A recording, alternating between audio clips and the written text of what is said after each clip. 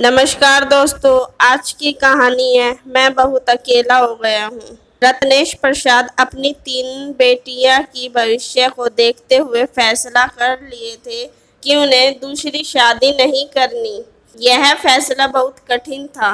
माँ का रोल निभाना किसी के बस की बात नहीं। फिर वह तो पिता थे, उन्हें तो बेटियों की जरूरत की समझ भी नहीं थी। सुबह सवेरे उठकर किचन में छोटी छोटी तीनों बेटियों के लिए लंच बनाना, फिर उठाकर स्कूल के लिए तैयार करना, स्कूल भेजना, फिर दौड़ते भागते अपनी दफ्तरी निभाना। सच, एक औरत को हम जितना कुछ कह ले, मगर माँ के रूप में उस औरत की कोई जोड़ नहीं होता। उस दिन तो रत्नेश प्रसाद बहुत असमंज में पड़ गए थे। 12 वर्षीय रीति स्कूल से आई तो अपने कमरे में जाकर चुपचाप बैठ गई थी। रत्नेश प्रसाद कारण पूछे, शर्म से वह बच्ची कुछ नहीं कह सकी। तभी रत्नेश प्रसाद की नजर बिस्तर पर पड़ी जहां रीति बैठी थी। बिस्तर गंदा हो गया था, मतलब उनकी नन्ही रीति युवती बन गई। वह चुपचाप दुकान से पैर लाकर उसके कमरे में रख दिए थे। अमूमन ऐसी स्थिति में एक माँ अपनी बेटी की सखी बन उसे सब कुछ समझाती है, मगर एक पिता क्या कहे।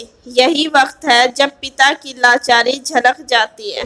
रीति के बाद रत्नेश प्रसाद को पता ही नहीं चल सका कि उनकी 2 और छोटी बेटियां स्वीटी और बेली कैसे बड़ी हुई। रीति ने धीरे धीरे माँ का स्थान लेना शुरू कर दिया था। ऐसा ही होता है, माँ के नहीं रहने पर बड़ी बहन ही माँ के रोल में आ जाती।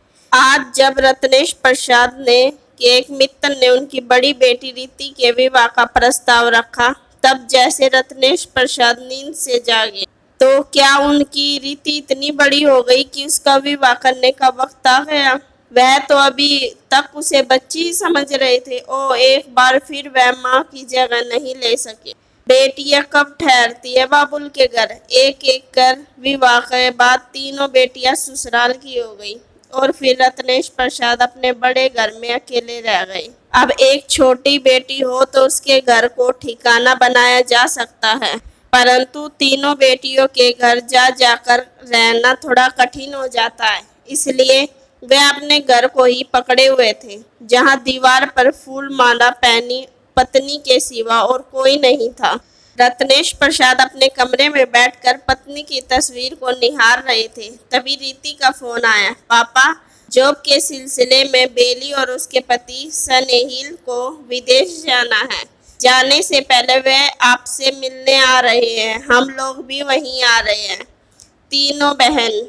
रत्नेश प्रसाद के चेहरे पर चमक आ गई। बहुत दिनों बाद तीनों बेटियां एक साथ आ रही है। वे घर के काम के लिए नौकर बद्री को बोले, बद्री, तुम अपनी पत्नी को भी काम के लिए बुला लेना। मेरी तीनों बेटियां आ रही हैं, उन्हें कोई दिक्कत नहीं हो। घर की साफ सफाई अच्छी सी तरह से करो, फिर देख लो जरूरत की चीज पूर्ण है या नहीं, वरना लिस्ट बनाकर बाजार ले जाओ। मालिक के चेहरे पर खुशी की चमक देख बद्री बोला, मालिक आप चिंता नहीं करें, मगर चिंता तो माँ की तरह एक पिता कर रहे थे कि बेटियों के आने पर उन्हें थोड़ा भी कष्ट ना हो। दूसरे दिन एक के बाद एक तीनों बेटे अपने पति और बच्चों के साथ आ गए। घर में जैसे रौनक लौट आई हो। बच्चे नाना जी कर रहे थे। रीति किचन संभाल रही थी। स्वीटी सबको नाश्ता खाना लगा रही थी। बेली प्रदेश जाने का कार्यक्रम रत्नेश प्रसाद को बता रही थी। घर में सबके आने से उत्सव जैसा माहौल लग रहा था। बहुत दिनों के बाद एक पिता इतना खुश था, मानो कभी उदासी उनके दर तक आई ही नहीं हो। सप्ताह कैसे गुजर गया पता ही नहीं चला। पहले जिगर का टुकड़ा सबसे छोटी बेटी बेली जाने को निकली, फिर स्वीटी, सबसे अंत में रीति, मानो बहनों को विदा करने उसका कर्तव्य हो, क्योंकि वह बड़ी जो ठहरी। जाने से पहले रीति ने पूछा, पापा अकेले कठिनाई होती होगी, मेरे साथ चलिए। नहीं बेटा, अभी मैं स्वस्थ हूँ। यहाँ इस घर में तुम लोगों के बचपन की यादें हैं। वह मेरे अकेलेपन को दूर करने में सक्षम है। जब असमर्थ हो जाऊंगा तो तुम्हारे साथ ही रहूंगा। पापा से आश्वासन पाकर रिति अपने पति और बच्चों के साथ जाने लगी। पापा को अकेला देख उसकी आंखें बरसने लगी। वह पापा को जिद कर बैठी, लेकिन फिर कभी वाला आश्वासन को लेकर उसे जाना पड़ा। इधर रत्नेश प्रसाद की आंखें नम हो गई। वह अपनी पत्नी की तस्वीर को देखते हुए बुदबुदाए, सच बहुत अकेला हो गया हूँ। जिंदगी की लंबी डगर पर कौन संग और कौन अकेला रह जाए पता ही नहीं। दोस्तों, आपको यह कहानी अच्छी लगी हो तो प्लीज़ कमेंट बॉक्स में अवश्य बताएं और चैनल को सब्सक्राइब करना ना भूलें।